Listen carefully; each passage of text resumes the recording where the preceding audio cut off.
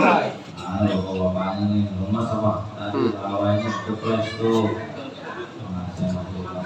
Saya ulangin. Assalamualaikum warahmatullahi wabarakatuh. Waalaikumsalam warahmatullahi wabarakatuh.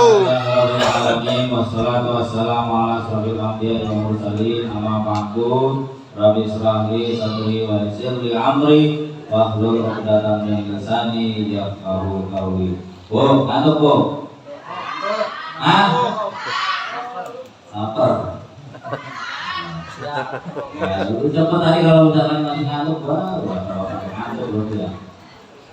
Jadi Bapak Ibu yang dimuliakan oleh Allah Subhanahu wa taala, jamaah salat Isya dan jamaah salat tarawih, semoga ibadah yang kita lakukan pada hari ini sebelumnya dan insya Allah yang akan datang selalu diterima oleh Allah Subhanahu wa taala.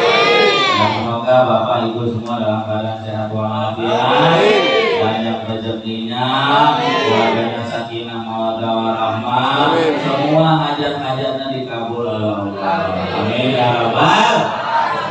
Baik, Bapak Ibu yang dimuliakan oleh Allah SWT, saya akan mengangkat tema tentang sedekah atau tentang infak. Infak itu kalau diplesetin iuran paksa. Ya. Infak Allah, iuran paksa.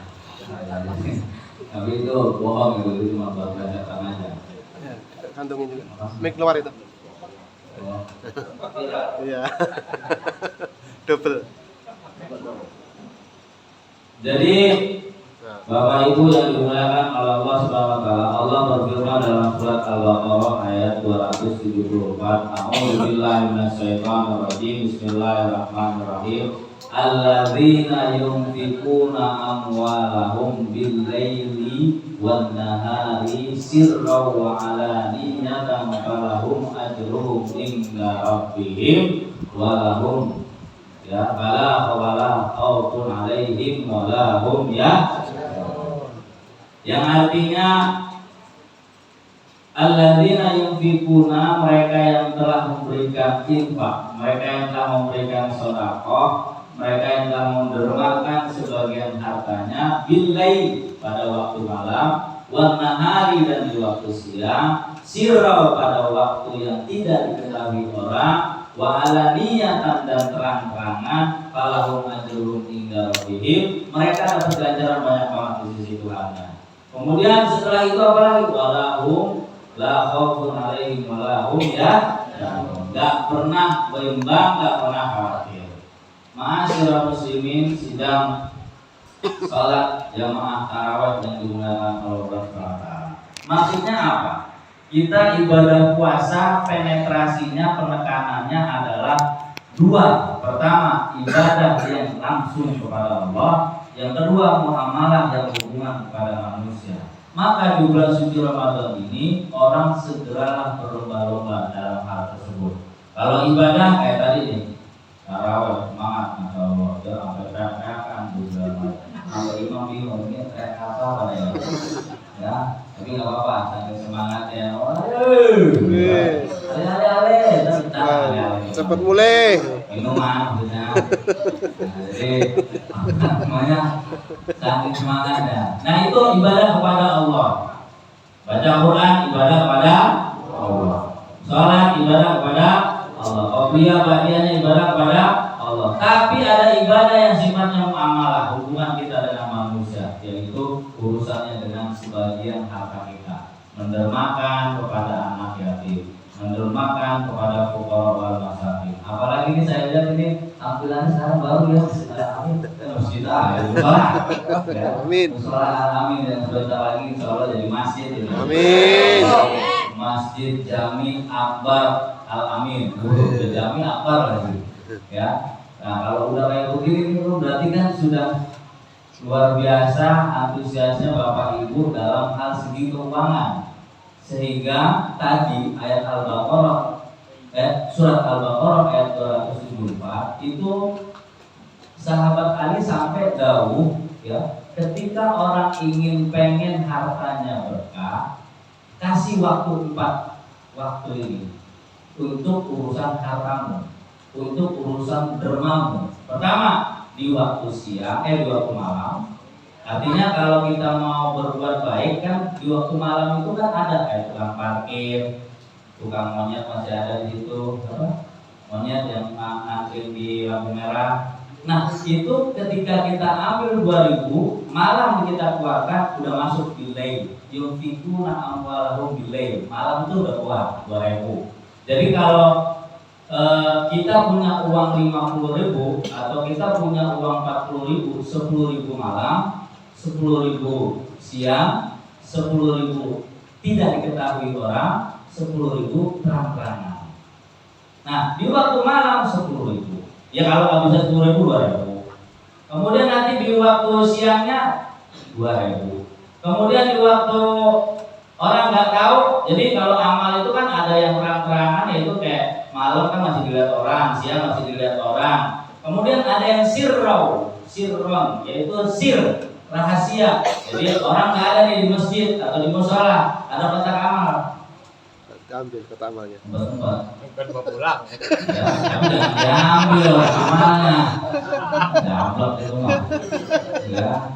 Nah, masukin itu orang lain nggak pada tahu. Nah, yang keempat yaitu ada waktunya yang terang-terangan. Ya. Kalau Pak Edi itu saya nyumbang semen 20 saku, terang-terangan kan tuh? Ya, itulah bahwasanya ketika orang ini mau berbagi sebagian hartanya, apalagi di bulan suci Ramadan, apalagi sekarang masjid kita masya Allah mencairkan banget ini kalau jadi mah kalah hati ini. Amin. Ya, hati kalah ya. Jadi ibaratnya ada jembatan yang kalah antar Mangga 2 tuh. Mangga 2 kan ada jembatan juga tuh. Ini jembatan yang jelas, di jalan jembatan kan gitu. Ya, itu kalau bisa tuh yang transparan pakai kaca. Ya kelihatan. Ya, udah kalah tenang kalah dah. Nah nanti itu dibikin kayak begitu dosanya, nanti saya ikut apa ini. Jadi kalau itu pakai kaca. Allah Akbar.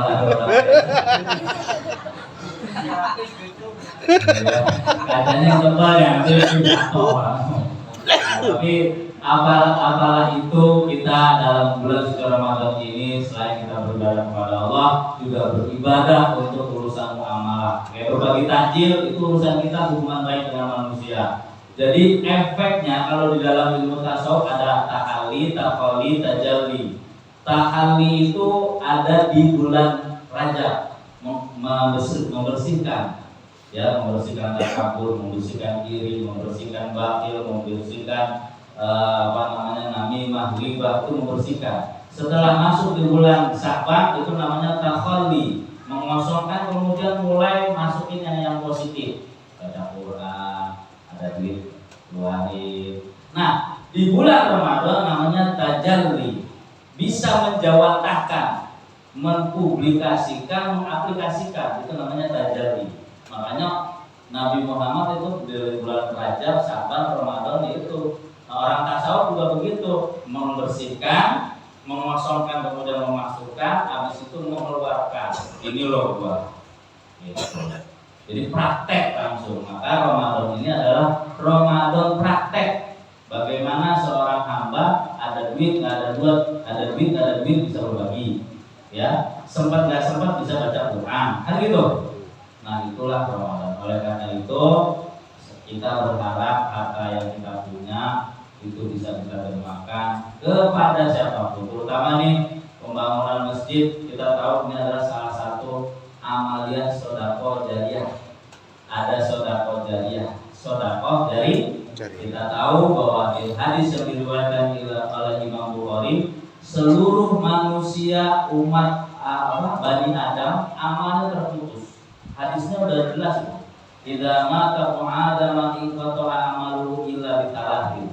Jadi kalau ada anak Adam, seluruh amalnya akan terputus ketika dia mati, kecuali 3, yaitu salah satunya adalah sedekah jariah. Misalkan duit ibu 10.000, duit bapak 10.000, satu keluarga nyumbang masjid bakal pembangunan, dan uang 20.000 dari bapak dan ibu dibelikan batu bata, dibelikan pasir, dibelikan semen, kemudian dijadikan tangga, dijadikan keramik, dijadikan seterusnya dan seterusnya. Maka selagi masjid ini, musola ini dipakai lewat amal jariahnya bapak Ibu, selagi itu juga pahala terus dikirim oleh Allah SWT sampai dia mati. Masya. Tuh, investasi tuh yang kayak begini. Investasi akhir, jangan investasi bodong. Kumpulin terus bawa kabur, enak. Ya, nauzubillah, udah yang kayak gitu aja, yang gas-gas aja dah. Mau punya duit 10.000, 5.000, 20.000, insya Allah berkah hidupnya. Amin ya Rabbal. Dan terakhir, jangan bete. Lama kalau lagi untuk jangan bete. Terakhir Imam Ghazali dawuh untuk urusan harta. Al-mal zillun za'il. Harta itu bagaikan bayangan. Hari ini kita banyak punya, besok bisa jadi kita kurang hartanya. Hari ini kita bisa jaya, besok bisa jadi mulai sedikit kliennya. Jadi gimana caranya supaya tetap eksis nih? Hari ini, besok akan datang, duitnya tetap masih ada. Yaitu dermakanlah sebagian hartamu. Karena ketika orang banyak duit untuk memberikan sedekah, infak dan seterusnya, saya tanya sama Bapak Ibu, orang punya duit sedekah biasa apa luar biasa? Biasa. Orang punya duit sedekah biasa. Tapi orang yang tidak punya duit bisa berbagi kepada orang yang membutuhkan, kepada masjid yang sedang dibangun, itu namanya luar biasa. Sebuah roda kehidupan ekonomi akan terjadi di kehidupan kumuh dan miskin. Kumis. Beneran. Orang kaya punya duit 100 juta belum tentu bisa bagi 10 atau 50%-nya. Tapi orang yang ada di kumpulan kayak misalkan di rumah kardus, pemulung segala macam tuh, dia mau pulang kampung, kagak punya duit, dia pinjam sama tetangganya yang rumahnya cuma pakai kubukan. Padahal duitnya cuma cepet-cepetnya. Bro, gue pinjam dong uang lu, mau ngapain? Gue mau pulang kampung. Terus berapa lu butuh? 50.000. Padahal dia punya duit cepet 100.000. Tapi gue punya duit 100. Lu mau pulang kampung mana? Ya udah, gue biar bisa naik bis aja. Nanti gue kesananya ke rumah gue bisa jalan. Ya udah nih ya, pas baca-baca dikasih 50.000.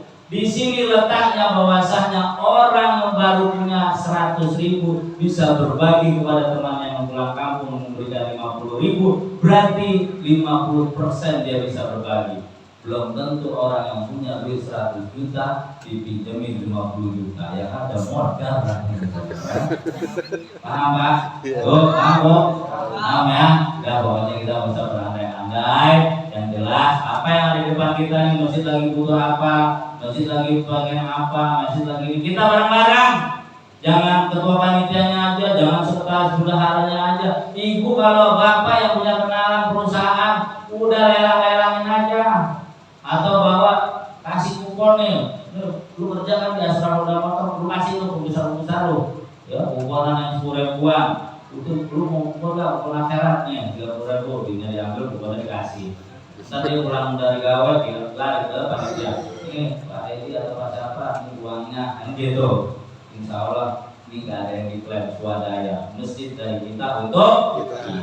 Terima kasih. Wallahul muwaffiq ila aqwamit thoriq. Assalamualaikum warahmatullahi wabarakatuh. Waalaikumsalam warahmatullahi wabarakatuh.